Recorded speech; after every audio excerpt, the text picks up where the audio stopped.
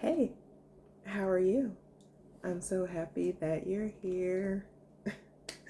So, today I wanted to talk about if I had to leave my husband all over again, the exact blueprint of how I would do it. And before I jump into it, I just want to give you a little bit of a background that obviously I was in a toxic relationship. I've had my fair share and I've learned so much throughout my journey.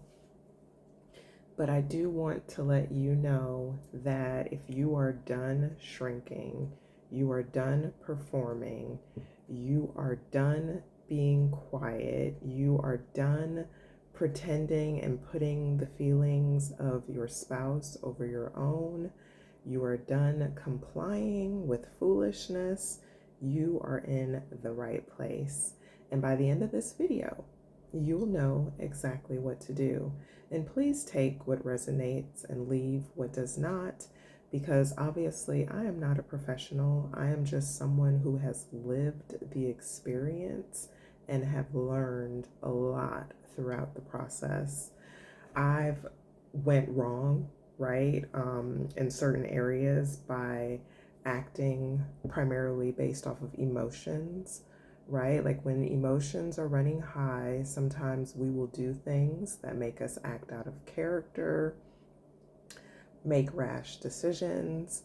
And when you look, back and reflect over the situation, you realize that, okay, maybe I could have done this a little better. Maybe I could have responded from a level headed place or a place where I was self regulated from a more mature place. And to be honest, some of my experience not only includes toxicity, but also addictions. My ex husband, he had a sex addiction. And, anyone who has been through anything similar, my heart goes out to you.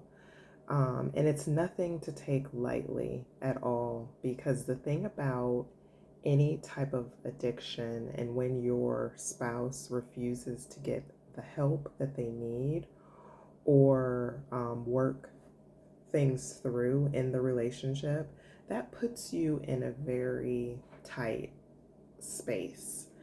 And what I mean by that is that some of the challenges that I dealt with is self-esteem issues.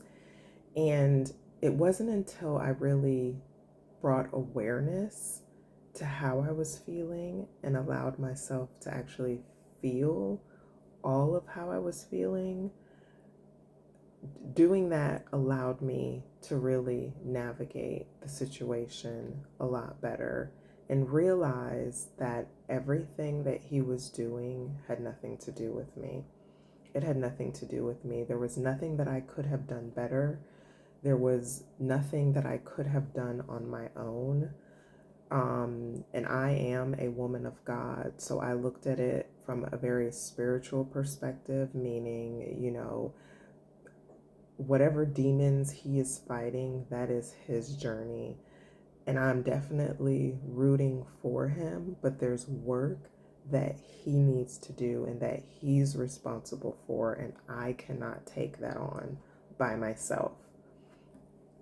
And I think society teaches women to be warriors, right? Like we are supposed to push through, we are supposed to suffer and make sacrifices, but to what extent? To what extent? And, going back to the whole blueprint, the first thing that I would do is look at my support system around me. And obviously, having dealt with abuse, I know how those feelings can make you feel guilty.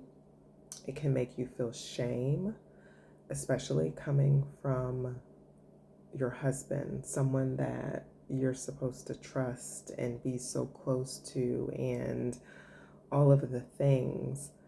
But in all honesty, your recovery and your well being should be your top priority. And if you want to get to a place of healing and a place of wholeness, you have to leave people and situations and relationships that are not serving you or allowing you to do what you need to do in order to get there. And that's the bottom line. So you have to be honest with your support system about what is going on. And, obviously, I would tell people that I can confide in, that I can trust. And I know that when you are in an abusive relationship, it can be hard to trust people at times. It can be. But we are all human and we all need support. We all need a shoulder to lean on occasionally or even cry on occasionally. So take a look at your support system, see who you can actually confide in, and tell them a little bit about what's going on and that you are making plans. Because one thing about a support system is they will always be a witness to what is going on, right? Like they may not fully understand or be there with you while you're going through it. But once you kind of open that door and you share with them what is going on, they can be your eyes and ears, right? Like if something happens, they can say, you know what? She told me about that. She told me about that. She confided in me with this information. So I can now be a witness to say that, she was struggling with XYZ. So that's the first thing that I would do is, lean into my support system, see who I can confide in. The next thing that I would do is I would keep my day job, right? Because we do need some type of financial support. For example, in my situation, obviously I was married, so you're now talking about 2 incomes going down to 1 income. It is definitely a scary place. Trust me, I've been there, I know. But where there's a will, there's always a way, right? Like God is not going to ask you to stay in something that is breaking you down, wearing you down. And if you have a will to heal and get out of the relationship, God will always provide a way. He will always provide a way. So one of that way is your financial support, right? Like as long as you can support yourself financially or you have some type of income coming in, you can make it work. You just have to believe in yourself and you have to have faith that everything is working out for you. And then the third step is a healthy and safe environment. And this is where your support system comes in, because once you start confiding in people, and the thing about this is a lot of women are going through something very similar. They're just not talking about it.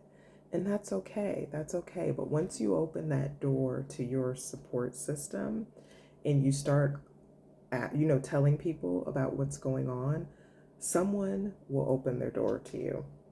I promise you, someone will. Like, for example, for me, I stayed with my mom for a few months until I got back on my feet. I did what was necessary in order for me to get out of the situation, the relationship. My safety had to be my top priority, and I was willing to do whatever was needed in order to accomplish that. So a healthy and safe environment. Lean into your resources. And if you can support yourself financially where you don't need, to stay with someone to get back on your feet, okay, great. Then you use your finances in order to fund a new place. But don't make excuses to stay in the relationship because of income. And then the next one is take care of your mental health, your spiritual health, and your physical health.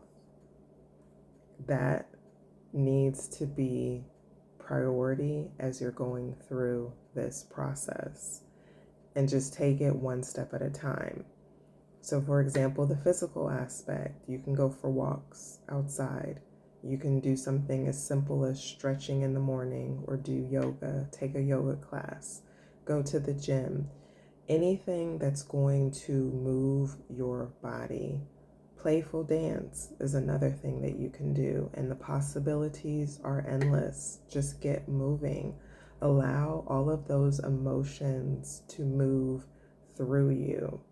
As far as your mental health, if you need to see a therapist, go and see a therapist. If you need to journal. You can do meditation. You can read the Bible, build your relationship with God or your spirituality, whatever is going to help you connect to yourself. And that's the same too with spirituality. You can do some of the same things. I like to listen to podcasts that help me think about my mindset and think about things that I can do differently, that feeds my mind in a positive way, and try to surround yourself with positive people, positive energy, positive environments. And then the last and final step is always be ready to pivot. Always be ready to pivot. My favorite saying is stay ready so you don't have to get ready, right? So as long as you keep building yourself up with the mental, physical, spiritual aspect, as long as you prioritize your overall well-being and your safety, and then have a support system and also financials, right? Like some type of income coming in where you can support yourself, you will be fine. And create a plan. Create a plan, because you're doing life now on your own, on your terms. And you should be excited about that. You should be excited about where God is taking you. And, as far as pivoting, you're not going to have everything figured out right away. You're not. And don't be too hard on yourself. Have compassion with yourself at this time. And if you resonate with this video, comment down below and give it a thumbs up. Okay, thanks for listening, and I'll see you on the next one.